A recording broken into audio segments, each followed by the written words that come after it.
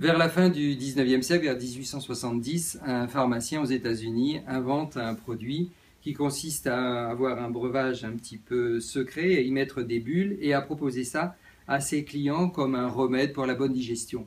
Ce pharmacien vient juste d'inventer le fameux Coca-Cola. Dans un premier temps, les ventes ne sont pas tout à fait au rendez-vous, mais comment positionne-t-il son produit auprès de ses clients? Eh bien, au fond, comme un médicament.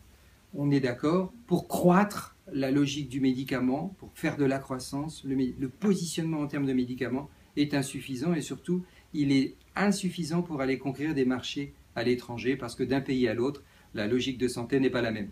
Que fait l'entreprise Coca-Cola avant-guerre? Elle se repositionne sur la famille et les enfants. Comme on le disait autrefois, pour beaucoup d'enfants, le Coca-Cola, c'est un peu de l'eau qui pique. Donc, Coca-Cola passe d'un positionnement médicament à imposition la boisson familiale, la boisson pour les enfants.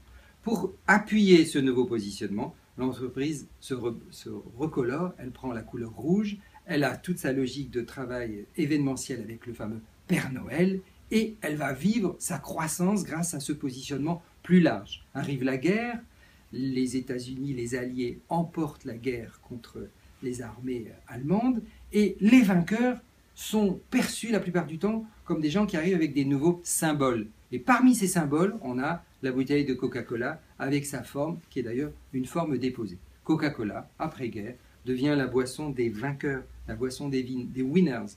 Elle est associée dans la perception des consommateurs à des valeurs de conquête, d'optimisme, de réussite et, on pourrait dire, de courage et d'ambition, de vouloir aller de l'avant, de construire.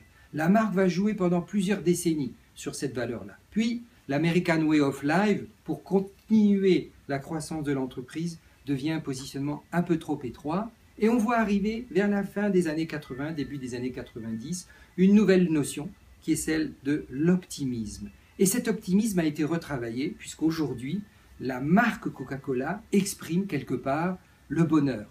Leur slogan, c'est Open Happiness.